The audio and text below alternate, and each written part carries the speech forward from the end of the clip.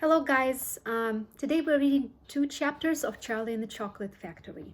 Chapter 9 is very short, so we're going to combine it with chapter 10 and you will have 4 questions on the quiz.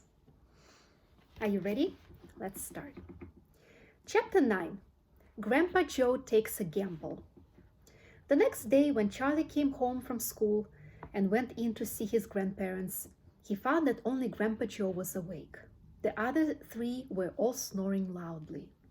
"Shh," whispered Grandpa Joe, and he beckoned Charlie to come closer. Charlie tiptoed over and stood beside the bed. The old man gave Charlie a sly grin, and then he started rummaging under his pillow with one hand.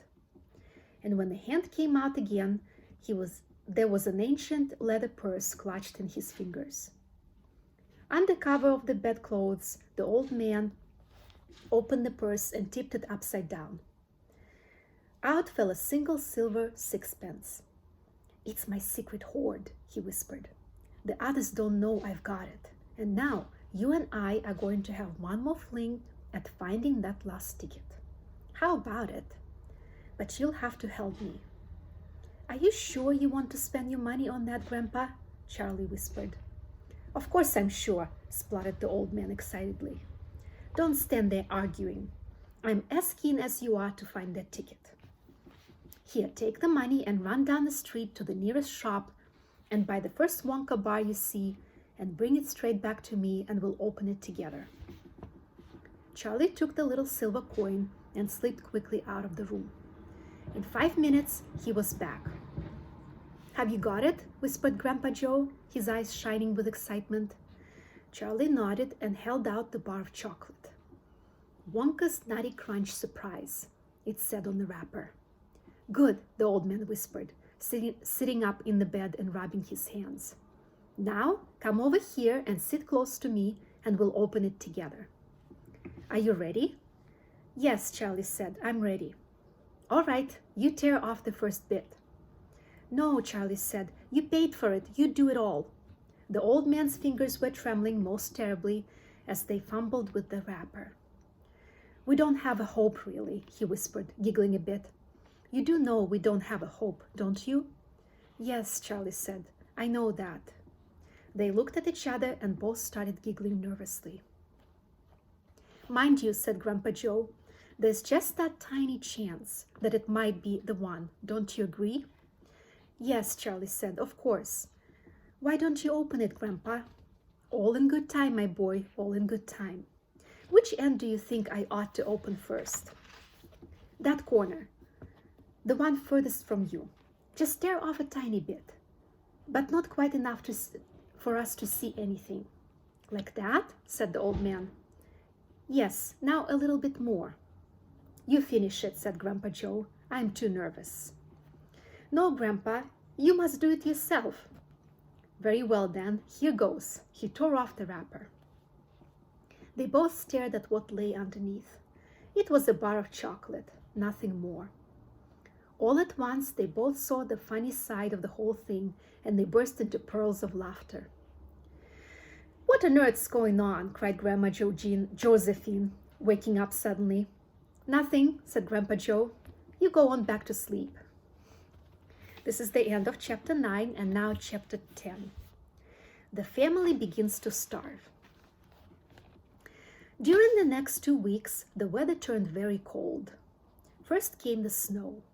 It began very suddenly one morning, just as Charlie Bucket was getting dressed for school.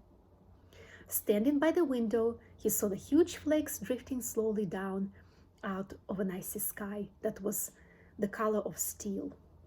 By evening, it lay 4 feet deep around the tiny house, and Mr. Bucket had to dig a path from the front door to the road.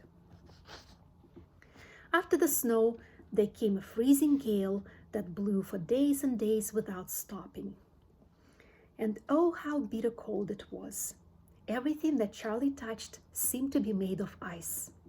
And each time he stepped outside the door, the wind was like a knife on his cheek. Inside the house, little jets of freezing air came rushing in through the sides of the windows and under the doors, and there was no place to go to escape them. The 4 old ones lay silent and huddled in their bed, trying to keep the cold out of their bones. The excitement over the golden tickets had long since been forgotten.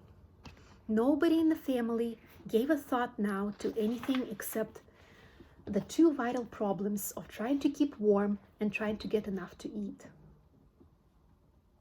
There is something about very cold weather that gives one an enormous appetite. Most of us find ourselves beginning to crave rich steaming stews and hot apple pies and all kinds of delicious warming dishes. And because we're all a great deal luckier than we realize, we usually get what we want, or near enough. But Charlie Bucket never got what he wanted because the family couldn't afford it, and as the cold weather went on, he became ravenously and desperately hungry. Both bars of chocolate, the birthday one and the one Grandpa Joe had bought, had long since been nibbled away, and all he got now were those thin cabbagey meals 3 times a day.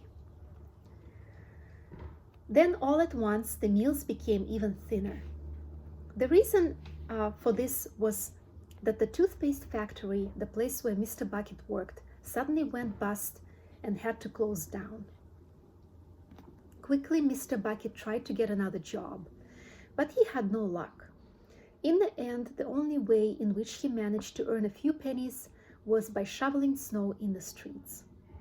But it wasn't enough to buy even a quarter of the food that 7 people needed. The situation became desperate. Breakfast was a single slice of bread for each person now, and lunch was maybe half a boiled potato. Slowly but surely, everybody in the house began to starve. And every day, little Charlie Bucket, trudging through the snow on his way to school, would have to pass Mr. Willy Wonka's giant chocolate factory. And every day, as he came near to it, he would lift his small pointed nose high in the air and sniff the wonderful sweet smell of melting chocolate. Sometimes he would stand motionless outside the gates for several minutes on end, taking deep swallowing breaths as though he were trying to eat the smell itself. "That child," said Grandpa Joe, poking his head up from under the blanket one icy morning, "that child has got to have more food. It doesn't matter about us. We are too old to bother with. But a growing boy, he can't go on like this. He's beginning to look like a skeleton." "What can one do?" murmured Grandma Josephine miserably. "He refuses to take any of ours. I hear his mother tried to slip her own piece of bread onto his plate at breakfast this morning, but he wouldn't touch it. He made her take it back." "He's a fine little fellow," said Grandpa George. "He deserves better than this."